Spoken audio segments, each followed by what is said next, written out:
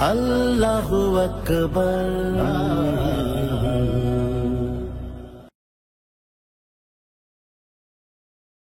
সূরা আনামের 155 নম্বর আয়াত থেকে এখন আলোচনা শুরু করতে যাচ্ছি। আউযু বিল্লাহি মিনাশ শাইতানির রাজীম। ওয়াহাযা কিতাবুন আনজালনাহু মুবারাকুন ফাত্তাবিউহু। আল্লাহ বলেন এই কিতাব অর্থাৎ এই কোরআন, হাযা কিতাবুন এই কিতাব আনজালনাহু আমি অবতীর্ণ করেছি, মুবারাকুন বরকতময়, ফাত্তাবিউহু তোমরা এই কিতাবের অনুসরণ করো, ওয়াত্তাকু আল্লাহকে ভয় করো, লাআল্লাকুম তুরহামুন তাহলে তোমরা আল্লাহর রহমত লাভ করতে পারবে। কিতাব শব্দের প্রকৃত অর্থ হল চিঠি। কোরআন এ একখানা আল্লাহর চিঠি। কিতাব শব্দের অর্থ চিঠি। তো এই আল্লাহর এই চিঠি যিনি বহন করেন, চিঠি বহনকারীকে আরবি ভাষায় বলা হয় রাসূল বা পিয়ন। আরবিতে রাসূল, বাংলায় পিয়ন, দূত ইত্যাদি। তাহলে কিতাব হচ্ছে চিঠি, এবং চিঠি যে বহন করে তার উপাধি হচ্ছে রাসূল। এই জন্য জিবরিল আমিনকে রাসূল বলা হয়, যে তিনি আকাশ থেকে মুহাম্মদ সাল্লাল্লাহু আলাইহি ওয়াসাল্লাম পর্যন্ত এই কিতাব পৌঁছে দিয়েছেন। আবার মুহাম্মদ সাল্লাল্লাহু আলাইহি ওয়াসাল্লাম রাসূল, তিনিও সংবাদবাহক, তিনি এই কিতাব আমাদের কাছে পৌঁছে দিয়ে গেছেন। তাহলে রাসূল হলো এক জোড়া। আল্লাহ সৃষ্টি সব জোড়া জোড়া, শুধু আল্লাহ নিজে একা বেজোড়, আর সব জোড়া জোড়া। এই জন্য রাসূল এক জোড়া। আসমানের রাসূল জিবরিল আমিন, জমিনের রাসূল মুহাম্মদ রাসূলুল্লাহ সাল্লাল্লাহু আলাইহি ওয়াসাল্লাম। তা আল্লাহ বলেন এই কিতাব অর্থাৎ এই কোরআন, আনজালনাহু আমি অবতীর্ণ করেছি, হুয়া মুবারাকুন বরকতময়, ফাত্তাবিউহু তোমরা এই কিতাবের অনুসরণ করো, ওয়াত্তাকু আল্লাহকে ভয় করো, লাআল্লাকুম তুরহামুন তাহলে তোমরা রহমত লাভ করবে। আল্লাহ বলেন এই কিতাব আমি কেন অবতীর্ণ করেছি, কারণ কি দেখো, আনতাকুলু তোমরা যাতে না বলতে পারো, ইন্নামা উনজিলাল কিতাবু আলা তায়ফাতাইন মিন ক্বাবলিনা। আল্লাহ তোমরা যেন না বলো যে আমাদের পূর্বের দুইটি সম্প্রদায়ের উপরে কিতাব নাযিল হয়েছিল। এই দুইটা সম্প্রদায় হলো ইহুদি এবং খ্রিস্টান। যে তোমরা যেন না বলো যে আমাদের পূর্বের দুইটা জাতির উপরে কিতাব নাযিল হয়েছিল, ওয়ান কুননা দিরাসাতিন লা গাফিলুন, এবং আমরা ওগুলা পাঠ করা থেকে গাফিল ছিলাম, আমরা পাঠ করিনি। ওটা তো আমাদের নাযিল হয় না, এটা আমরা পাঠ করিনি, এটা তোমরা বলবে। কাজে এটা যেন বলতে না পারো, এই জন্য তোমাদের উপরে আমি এই কিতাব নাযিল করলাম। আল্লাহর কথা বললেন তোমরা বলবে ইহুদি খ্রিস্টান দুইটা জাতি, তাদের উপরে কিতাব নাযিল করা হয়েছে, আমাদের কাছে হয়নি। এটা যেন তোমরা না বলতে পারো যে আমরা ওই কিতাব পাঠ থেকে গাফিল ছিলাম, কাজে তোমাদের উপরে এই কিতাব নাযিল করা হলো। আও তাকুলু অথবা যেন তোমরা এই কথা বলতে না পারো, লাউ আন্না উনজিলা আলাইনাল কিতাবু লাকুন্না আহদা মিনহুম। অথবা তোমরা যেন একথাও না বলতে পারো আমাদের উপরে কিতাব নাযিল হলে আমরা তাদের সেইতে অধিক সৎপথ প্রাপ্ত হতাম। ওরা কিতাব পাইয়া যে মানে নাই, কিতাব অমান্য করেছে, সীমা লঙ্ঘন করছে, আমরা সেটা করতাম না। আমাদের উপরে কিতাব নাযিল হলে আমরা ওদের সেইতে অধিকতর হিদায়াতের উপরে আমরা থাকতাম। এই ধরনের ওদের আপত্তি যাতে তোমরা হাসি মাজারে করতে না পারো, এই জন্য আমি তোমাদের প্রতি কোরআন নাযিল করলাম। এটা আল্লাহ মক্কার কুরাইশদেরকে এই কথাগুলো বলছেন। আল্লাহ বলেন দেখো, ফাকাদ জাআকুম বাইয়িনাতুম মির রাব্বিকুম, তোমাদের কাছে আসলো উজ্জ্বল প্রমাণ অর্থাৎ এই কোরআন, মির রাব্বিকুম তোমাদের রবের পক্ষ থেকে, হুদান এবং এই কোরআন পথ নির্দেশ। তুমি কি করবা, তুমি যা করবা এই কোরআনে তা তুমি ফয়সালা পাবে। এই জন্য বলা হয়েছে পথ নির্দেশ, তুমি কোন দিক যাইতে চাও, কি করতে চাও, সব ফয়সালা এখানে আছে। রাহমা এবং এটা হচ্ছে আল্লাহর করুণা, দয়া। ফামান আযলামু মিম্মান কাযযাবা বিআয়াতিল্লাহ, কে বড় জালেম ওই ব্যক্তি চেয়ে যে আল্লাহর আয়াতগুলোকে মিথ্যা সাব্যস্ত করে, বলে যেগুলো মিথ্যা, এগুলো সত্য না, এগুলো কবিতা, এগুলো জাদু, এগুলো গণকের কথা, এই ধরনের যারা বলে, আল্লাহ বলেন কে বড় জালেম ওই ব্যক্তির চাইতে যে আল্লাহর আয়াতগুলিকে মিথ্যা বলে বা সাদাফা আনহা, এবং তার থেকে ফিরে থাকে, তার থেকে ফিরে থাকে। সানাজ্জিল্লাযীনা ইয়াসলিবুনা আয়াতিনা, আল্লাহ বলেন অচিরেই আমি শাস্তি দেব তাদেরকে যারা আমার আয়াত থেকে ফিরে থাকে। কি শাস্তি? সুআল আযাব, নিকৃষ্ট শাস্তি। বিমা কানু ইয়াসলিবুন, এই জন্য যে তারা আল্লাহর কোরআন থেকে ফিরে যাচ্ছিল। কাজে কোরআন থেকে ফিরে যাওয়া এটা মস্ত বড় অপরাধ, এটা যেন আমাদের মধ্যে না হয়। কিন্তু হচ্ছে আমাদের সমাজে যে আমরাও খুব কম লোকেই আসলে কোরআনের কথা শুনি, দেখতেই পাচ্ছেন চোখের সামনে। এটা কিন্তু খুবই দুঃখজনক। এগুলো আল্লাহ কি বলছেন দেখেন, হাল ইয়ানজুরুনা, তারা আর কিছুই অপেক্ষা করে না, ইল্লা আইয়াতিয়া হুমুল মালাইকাতু, যে এসে যাবে তাদের উপরে ফেরেশতা, আও ইয়াতিয়া রাব্বুকা, অথবা এসে যাবে তাদের রব, আও ইয়াতি বাযু আয়াতি রাব্বিকা, অথবা এসে যাবে রবের কত নিদর্শন। এখন এই কয়টা জিনিস বললো, ফেরেশতা এসে যাবে, আল্লাহ এসে যাবেন, অথবা আল্লাহর কোনো নিদর্শন এসে যাবে। তিনটে জিনিস আসলে কি হবে? ইয়াউমা ইয়াতি বাযু আয়াতি রাব্বিকা, যেদিন আসবে আপনার রবের কিছু নিদর্শন, লা ইয়ানফাউ নাফসান ঈমানুহা, কোনো মানুষ ঈমান তার কোনো উপকারে আসবে না। বিপদ যদি একাংশ এসে যায় তখন কোনো মানুষের ঈমান আল্লাহ কবুল করবেন না। লাম তাকুন আমানাত মিন ক্বাবলু, যে ইতিপূর্বে ঈমান আনে নাই, এখন বিপদ দেখে আসে ঈমান আনতেছে, আল্লাহ এটা তার কোনো উপকার হবে না, এটা আল্লাহ কবুল করবেন না। আর কাসাবাত ফি ঈমানে খায়রা, অথবা সে ঈমানের মধ্যে এখন কোনো নেকামল করতে চাচ্ছে, শাস্তি নিদর্শন দেখে আল্লাহ বলেন তাও গৃহীত হবে না। তাহলে এগুলি আইন যে আপনি এখন ভালো অবস্থায় আছেন, এখন আপনি ঈমান গ্রহণ করেন, দান করেন, কিন্তু যখন মৃত্যুর ফেরেশতা এসে যায়, ফেরেশতা কখন আসে মানুষের কাছে? এমনি তো লেখক ফেরেশতা সবসময় আমাদের তাদের উপরে থাকেই, তো ফেরেশতা এসে যাবে, এটা হলো মৃত্যুর ফেরেশতা।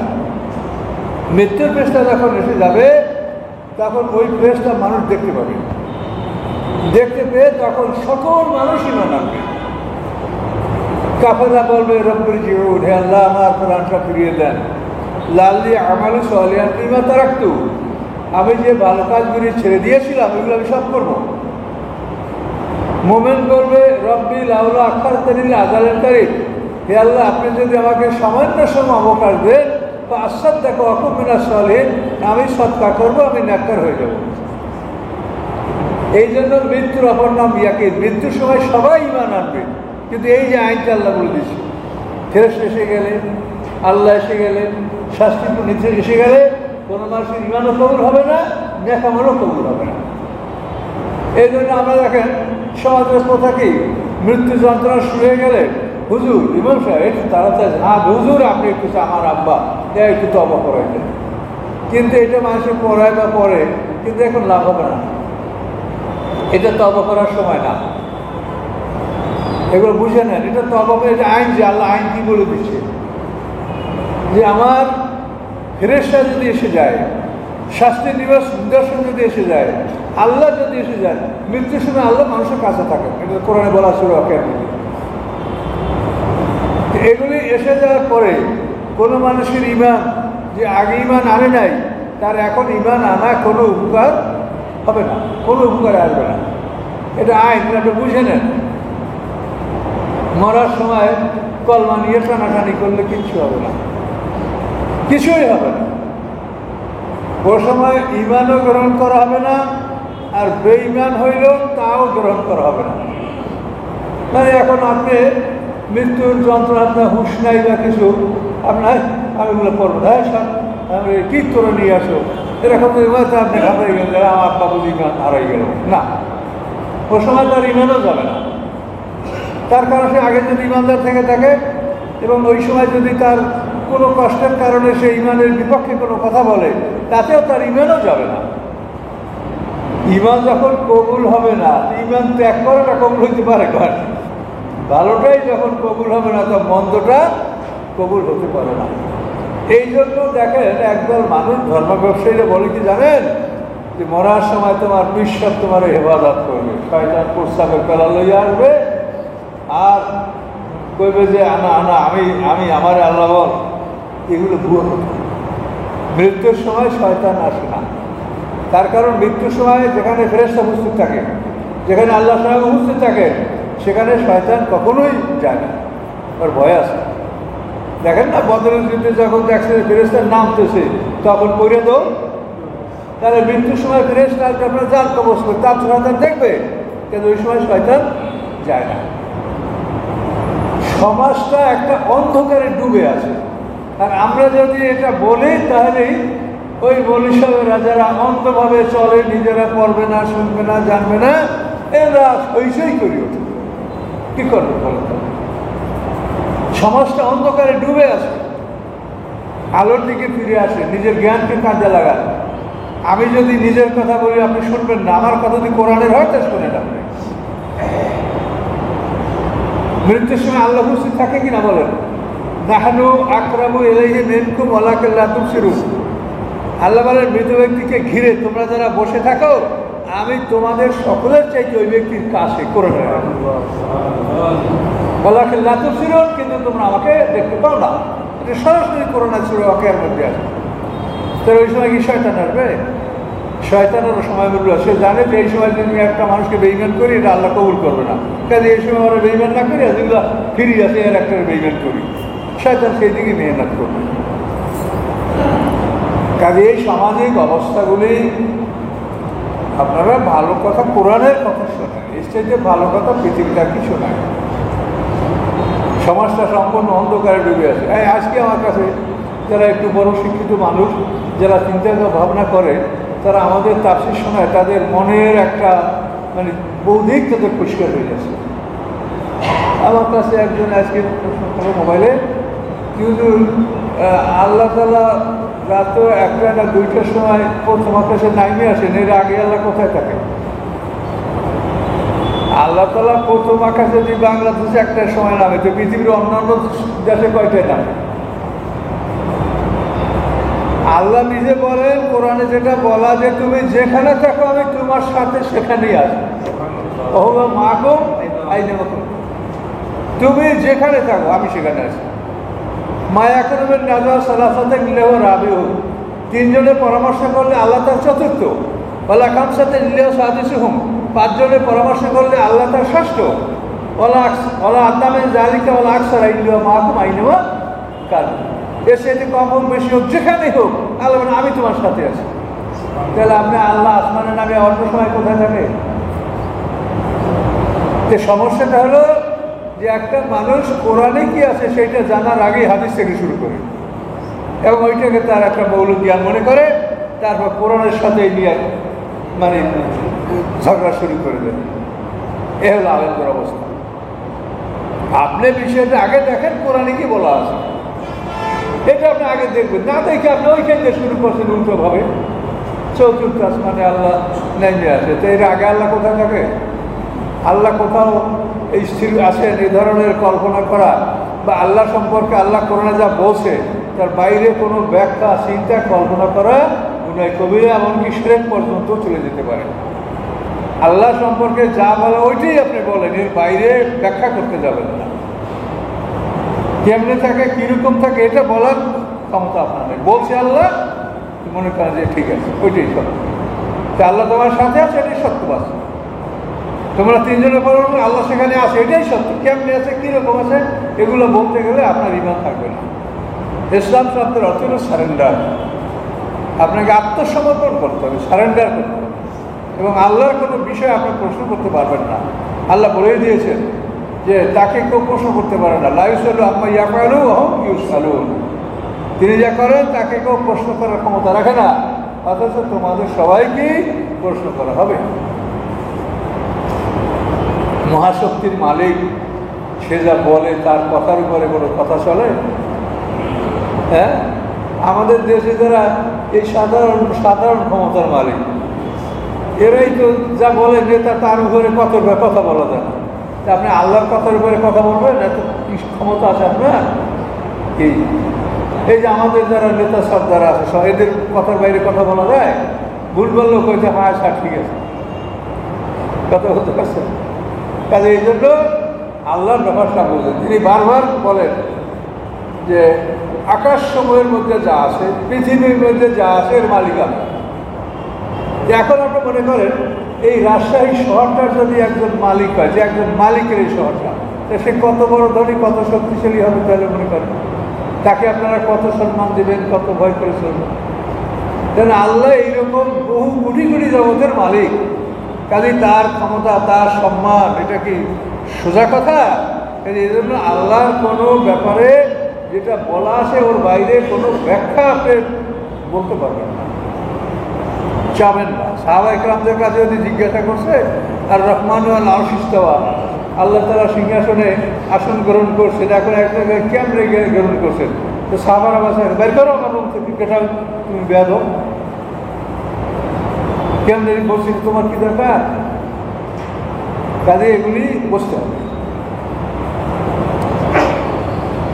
তা আল্লাহ বললেন এটা আইন বুঝে রাখেন যে যখন মৃত্যুর পেশটা এসে যাবে, আল্লাহ উপস্থিত হবে অথবা আল্লাহর কোনো শাস্তির নির্দেশ উপস্থিত হবে, তখন কোনো মানুষের ইমান উপকারে আসবে না যে ইতিপূর্বে ইমান আনে নাই, অথবা কাছাবাত্রি ইমানে একায়রা, অথবা ইমানের মধ্যে এখন কোনো সে নেকামল করতে চাচ্ছে, তাহলে এটাও তার গৃহীত হবে না। কুলেন্তাজুরিন্দা মমতাজুরুন, অপেক্ষা করো তোমরা, আমিও অপেক্ষমান থাকলাম। আল্লাহ রাসূল বলছেন যে আপনাকে বলে যে তোমরা অপেক্ষা করো, আমিও সময় বেশি না, এই তো অল্প সময় পরে হাসরের মাঝে একত্রিত হবে, তখন দেখা যাবে যে কে সত্য আর কে মিথ্যা। তাহলে এইগুলি আপনারা বুঝে নেন, ভাই বোনদেরকে বোঝান, অন্যদেরকে বোঝান যে মৃত্যুর সময় তওবা করলে কোনো ফায়দা হবে না। ফেরাউন লোহিত সাগরে ডোবার সময় কত সুন্দর করে ঈমান আনছিল, কিন্তু ফেরাউনের ঈমান কি কবুল হয়েছে? হয় নাই। কাজেই মৃত্যুর সময় ঈমান আনলে কারো ঈমান কবুল হবে না। কাজে ঈমান আনতে হবে সুস্থ সময়, ভালো অবস্থার মধ্যে আপনি ঈমান আনেন। বিপদ দেখে ঈমান আনলে সেটা আল্লাহ কবুল করবেন, এটা বলছেন আল্লাহ। ইন্নাল্লাযীনা ফাররাকু দীনাহুম ওয়া কানু শিয়া, যারা দিনকে খণ্ডবিখণ্ড করলো এবং নিজেরা দলে দলে ভাগ হলো। দিনকে খণ্ডবিখণ্ড করে দলে দলে ভাগ হওয়া। আর আল্লাহ বলছেন কোরআনে, তোমরা মানুষ দুই দল, মুমিন এবং কাফের। আমরা ৭৩ দল, কত ৭০ দল আল্লাহ জানে, এক দলের কোনো শেষ নেই। কিন্তু আসলে এগুলো কোনো দলই না। কেমনে দল হয় বলেন? কি করে আপনি দল বলবেন? আপনি যদি বলেন যে আমি হাদিস মানি, আহলে হাদিস, তাহলে আমরা কি হাদিস মানি না বলেন, নাকি আমরা হাদিসের বাইরে? তাহলে আপনি আহলে হাদিস না একটা দল করবেন কেন? আপনি বলেন আমি আহলে কোরআন, তা আপনি আহলে কোরআন, আমরা কোরআন মানছি না, আপনি একা মানেন? তাহলে আল্লাহ যে বলছে যে তোমরা দুই দল, অর্থাৎ লা ইলাহা ইল্লাল্লাহ যার মধ্যে আছে সেই মুসলমান, আর এইটা যার মধ্যে নাই সেই কাফের, এটা হলো তোমার দল। জাতির পিতা ইব্রাহিম আলাইহিস সালাম, তিনি তোমাদের নাম রেখেছেন মিল্লাত আবিকুম ইব্রাহিম ওয়া সাম্মাকুমুল মুসলিমিন। রব্বানা আরিনা মানাসিকানা ওয়া তুব আলাইনা ইন্নাকা আনতাত তাওয়াবুর রহিম। রব্বানা ওয়াজআলনা মুসলিমাইন লাকা ওয়া মিন যুররিয়্যাতিনা উম্মাতান মুসলিমাতান লাক। এই উম্মাতান মুসলিমা, এটা ইব্রাহিম আলাইহিস সালাম এই কথা বলে সূরা বাকারার মধ্যে আছে। তা আমরা হলো মুসলিম উম্মাহ। দলটা আপনি কোথায় পেলেন? কিসের দল? হ্যাঁ, এক এক পীরের এক এক দল, এক এক হুজুরের এক এক দল, এক এক দরবারে এক একটা, কি এগুলা? এগুলো সব ধর্ম ব্যবসা, এগুলোর কোনো অস্তিত্ব কোনো হাদিসে নেই। কে কার কিসের নামাজ না পড়ে বলেন? এই যত দলের মানুষ আজান হয়, যারা নামাজ পড়ে, তারা সব মানুষ মসজিদে আসে কিনা বলেন? তা আপনার দল হলে আপনি আলাদা নামাজ পড়বেন? কাজে আসলে আল্লাহ যেটা বলছে ওইটাই সত্য। দল হলো দুইটা, মুমিন এবং কাফের। মরার পরে জায়গা হলো দুইটা, ইল্লিন এবং সিজিন। বিচারের পরে জায়গা দুইটা, জান্নাত জাহান্নাম। না অন্য কোনো দল আছে, দলের জায়গা আছে বলেন থাকলে আপনারা?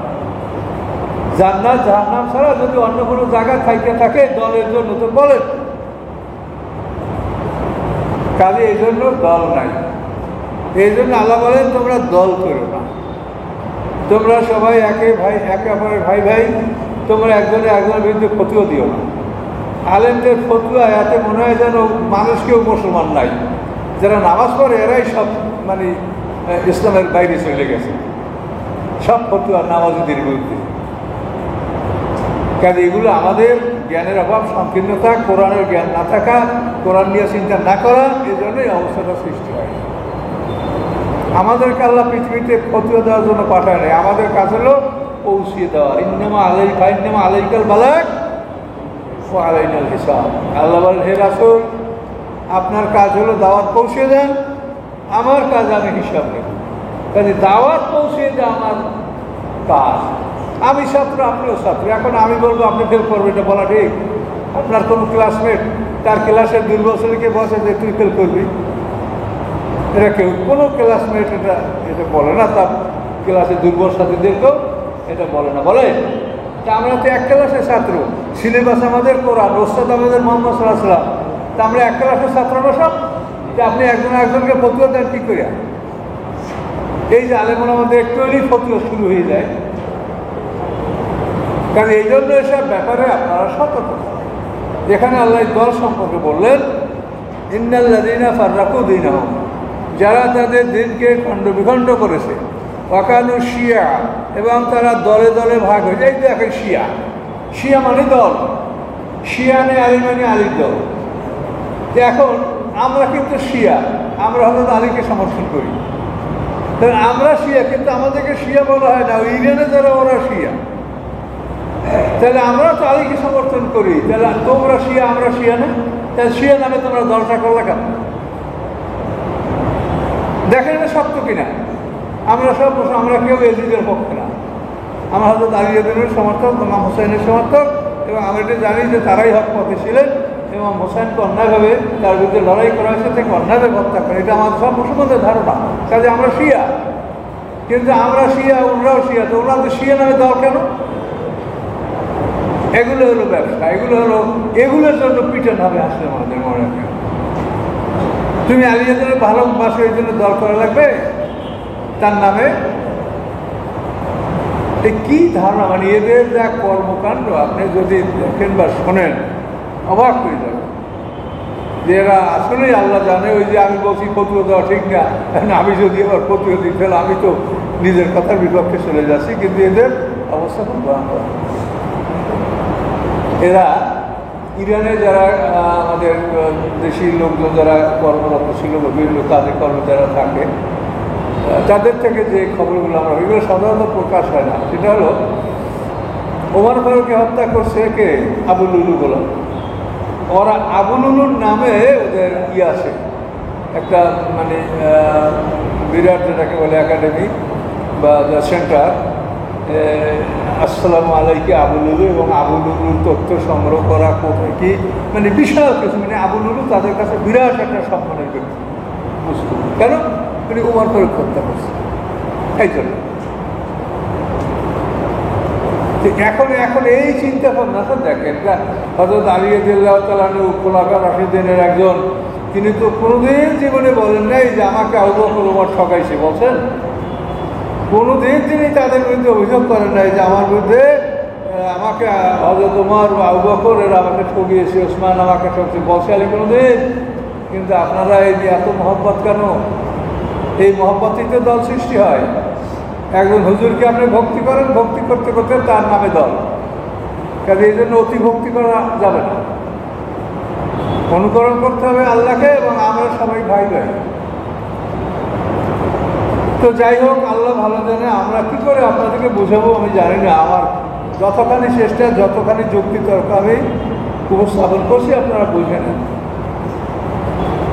এই দলাদলি এগুলো শুধু আমাদের নিজেদের স্বার্থের জন্য। এটা আপনি মৌলিকভাবে চিন্তা করলে দেখবেন এই দলের অস্তিত্ব থাকে না। তোমরা শিয়া, আমরাও তো শিয়া, যে তোমাদের নাম কেন শিয়া? আমাদের নাম মুসলিম, তোমাদের নাম শিয়া হবে কেন? ইব্রাহিম আসলামের নাম দিয়েছেন মুসলিম, এই নাম ছাড়া অন্য কোনো নাম আল্লাহ কবুল করবেন না, এটা বলিয়ে দিয়েছে।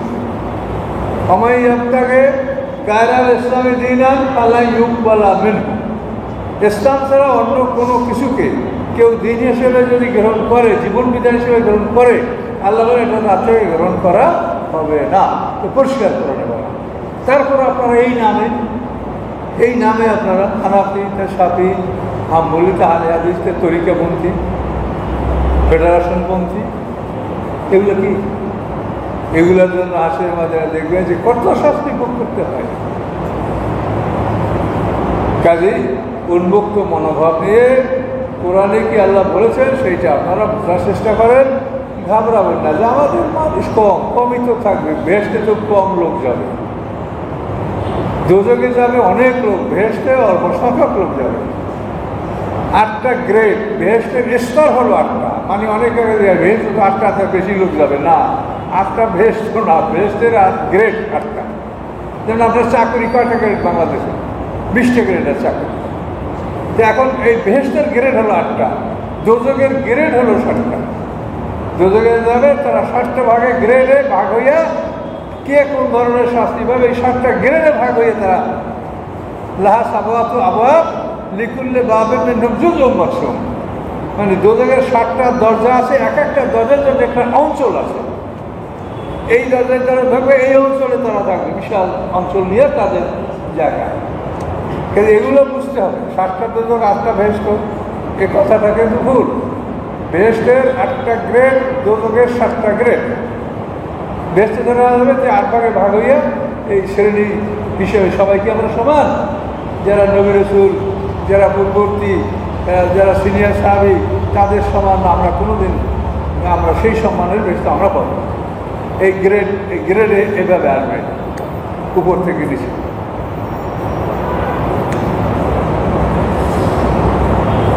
আল্লাহ বলেন তারা দলে দলে বিভক্ত হলো, শিয়া মানে দল।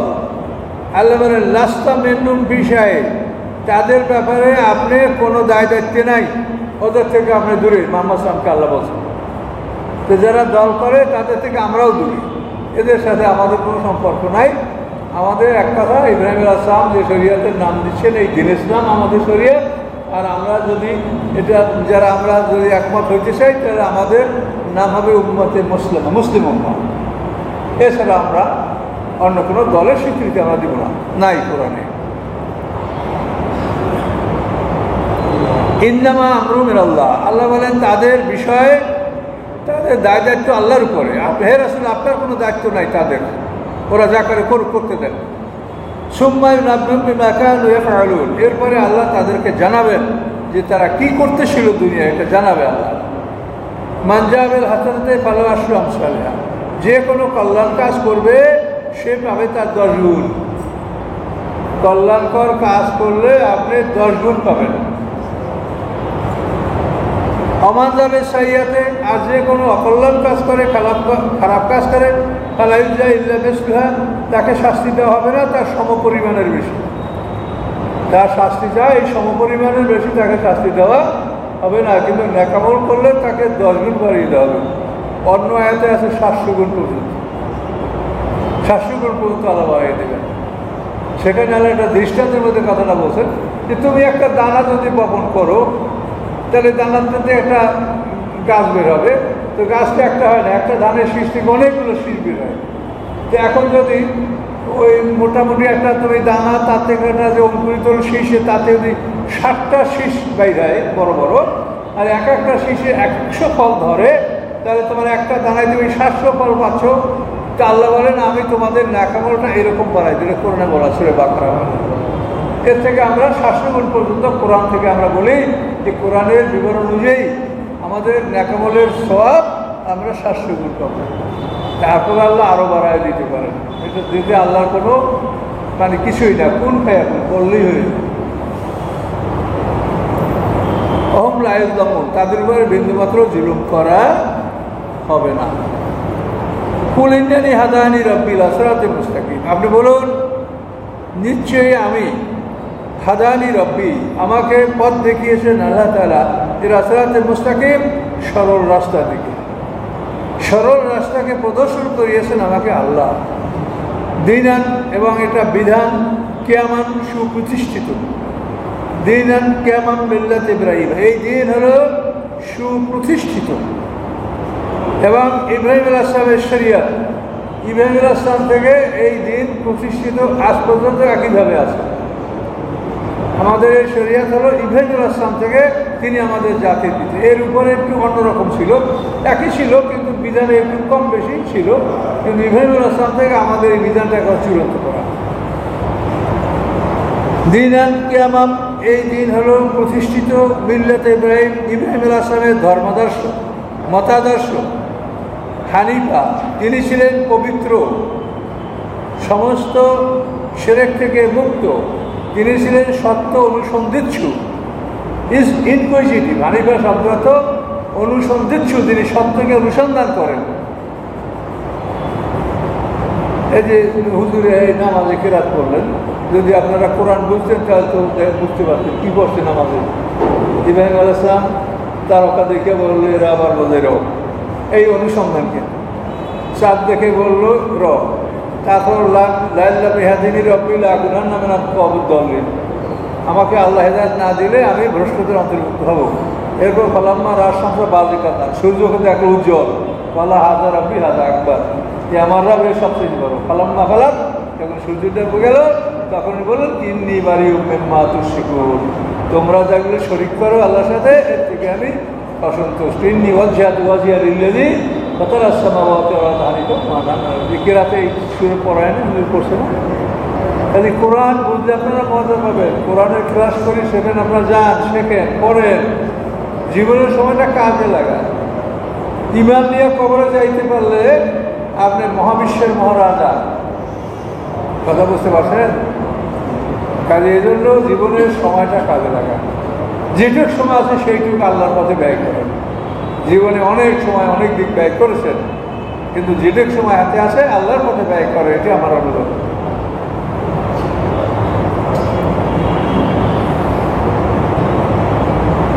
মিল্লাত ইব্রাহিম, ইব্রাহিমের ধর্মদর্শ, মতাদর্শ। আমা কানা মিনাল মুশরিকিন, তিনি কখনোই মুশরিক ছিলেন না। এই কথা বলার অর্থ হলো, ইহুদিরা বলে ইব্রাহিম আলাইহিস সালাম ইহুদি ছিলেন, নাসারা বলে ইব্রাহিম আলাইহিস সালাম নাসারা ছিলেন। আল্লাহ বলেন না, মা কানা ইব্রাহিম ইয়াহুদিয়্যাও ওয়ালা নাসরানিয়্যাও ওয়ালাকিন কানা হানিফান মুসলিমা। ইব্রাহিম আলাইহিস সালাম ইহুদিও ছিলেন না, নাসারাও ছিলেন না, তিনি ছিলেন একজন বিশুদ্ধ মুসলমান। কাজেই তোমরা শিরক করছো আর ইব্রাহিম আলাইহিস সালামকে বলছো হ্যাঁ ইব্রাহিম আলাইহিস সালাম ইহুদি ছিলেন, ওরা বলে ইব্রাহিম খ্রিস্টান ছিলেন। আর আমাদের হুজুররাও কয় এই তরিকা তো রাসূলের তরিকা, এই তরিকা হতো আলীর তো, এই আবু বকরের তরিকা, এইটা তারা বলছে। এই তরিকা মঈনুদ্দিন সৃষ্টির তরিকা। এই যারা এই দেশে বড় বড় আল্লাহর ওলিদের স্থান প্রতিষ্ঠা করছে, তারা ধর্ম ব্যবসা করে না, তারা যুদ্ধ করছে কাফেরদের বিরুদ্ধে। কি বলেন? সিলেটের শাহজালাল এই যে কি রাজা হিন্দু না গৌরগোবিন্দ, হ্যাঁ গৌর গোবিন্দের বিরুদ্ধে উনি লড়াই করছেন ওখানে। এরকম সবাই আমাদের বাগেরহাটে কাজা কান্দানে, সেখানেও ওই বিধর্মীদের সাথে তারা যুদ্ধ করছেন। একটা গ্রামের নাম আছে রণবিজয়পুর, একটা গ্রামের নাম আছে ব্রাহ্মণ রাখ দিয়া, মানে অন্যগুলোর মাসে খালি ব্রাহ্মণকে রেখে দিছে, সেই জন্য ওটার নাম হচ্ছে ব্রাহ্মণ রাখ দিয়া। উর্দু ভাষা তো ওদের ওই পশ্চিমারা উর্দু ভাষা ব্যবহার করে। তাহলে সেই সমস্ত অলিয়াল্লাহরা তারা এদের ধর্ম ব্যবসা করতে আসে নাই, তারা আল্লাহ দিন প্রচার করতে আসে, কিন্তু তাদের নামে ওরা তরিকা চালাই দিচ্ছে। বাপ সৃষ্টিয়া, কাদরিয়া, মোজাদ্দাদিয়া, নকশবন্দিয়া, আরও যত তরিকা। তা আমাদের এত তরিকা দরকার নেই, আমরা আল্লাহ রসুলের তরিকাটা পাইলেই হবে। কথা বুঝতে পারছেন? এই সমস্ত ভালো মানুষ তারা আসলে ভালো মানুষ ছিল, তারা এদের মতো এই ব্যবসায় ছিল না। এদেশে আল্লাহরা দিন প্রচার করেছে, এটা ঠিক, কিন্তু তোমরা তাদের নামে ব্যবসা করতেছ। ঠিকভাবে কাজ করলে আমাদের কোনো আপত্তি নেই, আমরা তো বলি যে আপনারা দিনের কাজ সবাই করেন, এটা আমি একা করবো তা আমরা সবাই করেন, কিন্তু সঠিকভাবে করেন।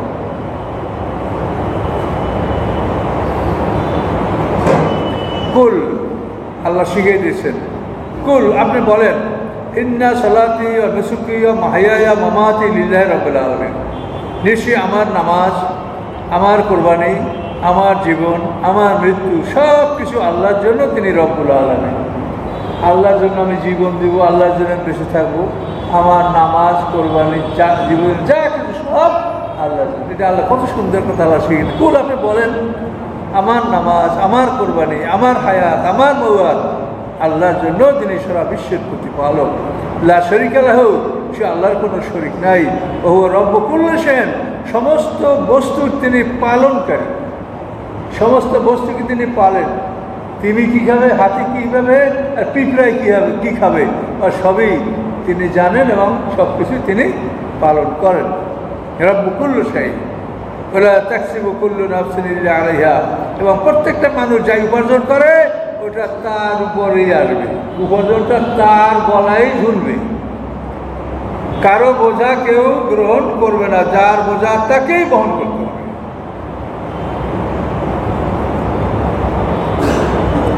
ওয়ালা তাজিরু ওয়াজিরাতুন বিজরা উখরা, যে কথা একটাই সামনে আছে।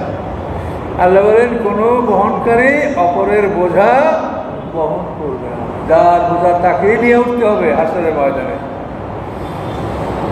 হ্যাঁ, তবে আছে ওই ভালো কাজের সুপারিশ, ওটা কোরআনেই আছে। মাইয়াশফা শাফাতান হাসানাতান ইয়াকুল্লাহু নাসিবুম মিনহা ওয়া মাইয়াশফা শাফাতান সাইয়্যাতান ইয়াকুল্লাহু কিফলুম মিনহা। আপনি যদি ভালো কাজের সুপারিশ করেন, তা আপনার সুপারিশের কারণে, আপনার কনভিন্স করার কারণে যে লোকটা ভালো কাজ করবে তার একটা অংশ আপনিও পাবেন। কিন্তু এর মানে তার থেকে কাটিয়ে দেওয়া হবে না, তারও পুরো দেওয়া হবে আর আপনার করে দেবে। আবার যদি আপনি খারাপ কাজে সুপারিশ করেন, তো যে খারাপ কাজটা করবে তার একটা অংশ আপনিও পাবেন। মনে করেন আপনি একটা লোককে ভোট দিয়া ক্ষমতায় দিচ্ছেন, এখন ওই লোকটা সব চুরি করতেছে, ধনী দরিদ্রের মালামাল সব খাইতে চুরি করি। তার ভাষণের মাধ্যমে আপনি দেখবেন যে আপনার নামে গম চুরি, আপনার আমলে লেখা। তা আপনি বলবেন যে আল্লাহর কসম আমি তো গম চুরি করিনি, যে আমার নামে গম চুরি কী করে আসবে? বলে তুমি যাকে ভোট দিছো তোমার নেতা গম চুরি করছে, ওটা তোমার ভাগ পাওয়া, এই জন্য তোমার নামে আসে। আবার আপনি দেখবেন যে একজনের নামে হজের সব, এই হজ করে নাই, তখন সে অবাক হবে যে আমি হজ করিনি, হজ কোথা থেকে আসলো? তখন সে জানতে পারবে যে সে যাকে নির্বাচন করেছে তার ভোটে যে হয়েছে সে মানুষের মধ্যে ন্যায় বিচার করেছে, ন্যায় ফয়সালা করে ঝগড়া বিবাদ মিটিয়েছে। এই ঝগড়া বিবাদ মিটানো একটা হজের সব। তাহলে এই জন্য সে ভালো কাজ করেছে, তার অংশ তুমিও পেয়েছে, তুমি তাকে সমর্থন সুপারিশ করেছো। এটা কোরআনে মাইয়াশফা শাফাতান হাসানাতান ইয়াকুল্লাহু নাসিবুম মিনহা ওয়া মাইয়াশফা শাফাতান সাইয়্যাতান ইয়াকুল্লাহু কিফলুম মিনহা। এভাবে সব কোরআনে বলা আছে। ওয়াকুল্লা শাইইন ফাসসালনাহু তাফসীলা, সূরা বনী ইসরাঈল 12 নম্বর আয়াতে বলছেন আমি সমস্ত বিষয়গুলি বিস্তারিত বয়ান করছি কোরআনে। কিন্তু আমরা কোরআন থেকে শুরু না করিয়া ওই উল্টোভাবে শুরু করি। উল্টোভাবে শুরু করলে কি সঠিক পথ পাওয়া যায় বলে?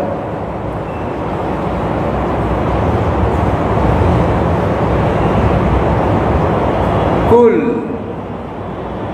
ইন্না সালাতি ওয়া নুসুকি মাহিয়া মামাতি লা শারীকা লাহু, আল্লাহর কোনো অংশীদার নাই। অবিযালিকা উমিরতু, এবং এই বিষয়ে আমি আদিষ্ট, মানে আমাকে এটা আদেশ করা হয়েছে যে তুমি এটি বলো, এটাই করো, যে নামাজ কোরবানি সব কিছু আল্লাহর জন্য। এটার জন্য আল্লাহ বলেন, আল্লাহ রাসূল বলেন যে অবিযালিকা উমিরতু, এটার ব্যাপারে আমাকে আদেশ দেওয়া হয়েছে। ওয়ানা আউয়ালুল মুসলিমিন, এবং মুসলমানদের মধ্যে আমি সর্বপ্রথম, আত্মসমর্পণকারীদের মধ্যে আমি সর্বপ্রথম। মুসলিম মানে আত্মসমর্পণকারী। কুল আগায়রাল্লাহ আপনি রব্বা, আপনি বলুন আমি কি রব? আল্লাহকে ছাড়া অন্য কাউকে রব বলে অনুসন্ধান করব? আল্লাহই আমার রব, তিনি আমার পালনেওয়ালা। ওহু রব্বু কুল্লি শাইইন, তিনি সব কিছুর পালনেওয়ালা। ওয়ালা তাকসিবু কুল্লু নাফসিন ইল্লা আলাইহা, এবং প্রত্যেকটা মানুষ যে উপার্জন করে উপার্জনটা তার উপরেই বর্তাবে। কেউ অপরে কোনো বোঝা বহনকারী অপরের বোঝা বহন করবে না। সুম্মা ইলা রাব্বিকুম মারজিউকুম, তারপর তোমাদের প্রত্যাবর্তন তোমাদের রবের কাছে, তোমার রবের কাছে সবাই ফিরে আসবে। ফায়ুনাব্বিউকুম, তিনি খবর দিবেন তোমাদেরকে বিমা কুনতুম তাখতালিফুন, যে সমস্ত বিষয় তোমরা মতভেদ করতেছিলে এটারও ফয়সালা তিনি দিবেন, যে এইটার চূড়ান্ত ফয়সালা এই। কাজে আমরা মতভেদ করি, এটার ফয়সালা দুনিয়াতে হবে না, এটা আল্লাহই ফয়সালা দিবে। তিনি সেই আল্লাহ যিনি করেছেন তোমাদেরকে পৃথিবীর খলিফা। আমরা পৃথিবীর খলিফা, মানে একের পর এক একদল যে আমরা আরেক দল আসি, পিতার পরে ছেলে দায়িত্বে আসে, এভাবে খলিফা মানে একের পিছিয়ে এক আমরা এই পৃথিবীর উত্তরাধিকারী হচ্ছি। আল্লাহ বলেন তোমাদেরকে পৃথিবীতে একের পর এক খলিফার মনোনয়ন করেন, রফা বাহাদ যারা যা, এবং তোমাদের কতর করে আল্লাহ অনেক উচ্চ মর্যাদা দান করেছেন। এই মর্যাদার ভিত্তি হলো এলেম। যাকে যত কোরআনের জ্ঞান দেওয়া হয়েছে, যত এলেম দেওয়া হয়েছে, আল্লাহর কাছে সে সবচেয়ে বড় মর্যাদা। এই সম্মানের ভিত্তি ধন সম্পদ না। এই পৃথিবীর যারা ধনী এরা আল্লাহর কাছে সম্মানিত না, এর কিছুই না, তুচ্ছ, ঘৃণিত এরা আল্লাহর কাছে। আল্লাহর কাছে সম্মানিত আল্লাহর ওই যে কোরআনে আয়াত আছে, আমায়ুতাল হেকমতা ফাকাত উতিয়া কাজান কাসিরা। আল্লাহ নিজে বলে যে হেকমত যাকে দেওয়া হয়, হেকমত হলো কোরআনের চূড়ান্ত জ্ঞান। এলেম এবং হেকমত, নলেজ অ্যান্ড উইজডম। নলেজ হলো সাধারণ জ্ঞান, আর উইজডম হলো প্রজ্ঞা। তো হেকমত হলো প্রজ্ঞা।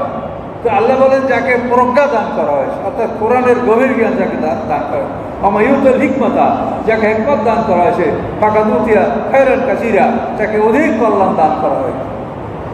এই যে দরাজাত, হ্যাঁ, এই দরজাটা কিসের উপরে? দরজাটা হলো উতুল এলেমের উপরে দরজা। কাজে এই জন্য এলেম অর্জন করেন, জ্ঞান অর্জন করেন, সম্মান আপনার পাবেন। লিয়াবলুয়াকুম ফিমা আতাকুম, আল্লাহ তাআলা তোমাদেরকে কাউকে কম দিয়েছে, কাউকে বেশি দিয়েছে, কাউকে ছোট করেছে, বড় করেছে। এটা কেন? লিয়াবলুয়াকুম ফিমা আতাকুম, আল্লাহ এর মাধ্যমে তোমাদেরকে পরীক্ষা করবেন, উহা দ্বারা যা তোমাদেরকে আল্লাহ দিয়েছেন। কম দিলে তুমি আর নাশকর করবে না, বেশি দিলে অহংকার করবে না। কাজে আল্লাহর পরীক্ষা তুমি পাশ করো। ইন্না রাব্বাকা সারিউল হিসাব, নিশ্চয়ই আপনার রব দ্রুত হিসাব গ্রহণকারী। তাফসীরে বলা আছে যে একটা বকরি দহন করতে সময় লাগে, এর মধ্যে আল্লাহ হিসাব কমপ্লিট করবেন, এক প্রহরের মধ্যে আল্লাহ হিসাব নেবেন।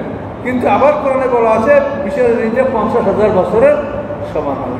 যে 50,000 বছর সমান 50 দিন, 1000 বছরে একদিন, তাহলে 50 দিন। 50 দিনে হিসাব হইলে সেটাও খুব বেশি বিষয় না। এত বড় বিরাট, মানে আদম থেকে কিয়ামত পর্যন্ত এই 50 দিনে আল্লাহ করবেন। কেন? যেহেতু এই বিষয়টা আমাদেরকে আল্লাহ বুঝাই দেবেন। কোনো মানুষকে না বুঝাই আল্লাহ দোজখে পাঠাবে না। সে যা করছে প্রত্যেকটা জিনিস তাকে বুঝাইয়া, কনফার্ম করিয়া এবং স্বীকৃতি নিয়ে যে হ্যাঁ এটা তুমি করেছো, এটা না করিয়া কাউকে দোজখে ঢুকাবে না। এইটার জন্য একটু সময় লাগবে। এটা তো মুহূর্তের মধ্যে এটা হবে না, এটা আল্লাহ জানে, কিন্তু আমাদের তো বুঝতে সময় লাগবে। আল্লাহ দ্রুত হিসাব গ্রহণকারী, অন্যগুলো গফুর রহিম, এবং তিনি ক্ষমাশীল, দয়াময়। এখানে থাক শেষ হবে, শেষ। ও সুরে হুজুরে তো হাফিজ মানুষ, আমি হাফিজ না, এমনি মনে হয়। আল্লাহ তাহলে আমরা হ্যাঁ, ও আর সামনের সপ্তাহে আমি অনুপস্থিত থাকবো। আমার ওই দেশে যাইতে হবে, হাজির আছে।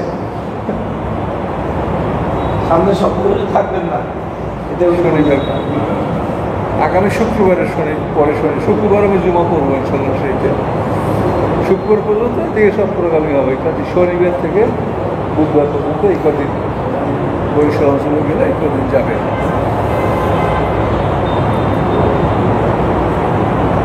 আস্তাগফিরুল্লাহ আল্লাযী লা ইলাহা ইল্লা হুয়াল হাইয়ুল কাইয়্যুম ওয়া আতুবু ইলাইহি লা হাওলা ওয়া লা কুওয়াতা ইল্লা বিল্লাহিল আলিয়্যিল আযীম।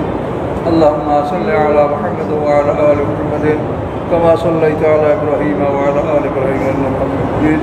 اللهم بارك على محمد وعلى آل محمد كما باركت على إبراهيم وعلى آل إبراهيم. اللهم آمين. ربنا تقبل منا إنك أنت السميع العليم وتب علينا إنك أنت التواب الرحيم. ربنا لا تزغ قلوبنا بعد إذ هديتنا وهب لنا من لدنك رحمة إنك أنت الوهاب. ربنا لا تؤاخذنا إن نسينا أو أخطأنا. ربنا ولا تحمل علينا إصرا كما حملته على الذين من قبلنا. ربنا ولا تحملنا ما لا طاقة لنا به. واعف عنا واغفر لنا وارحمنا أنت مولانا وانصرنا على القوم الكافرين.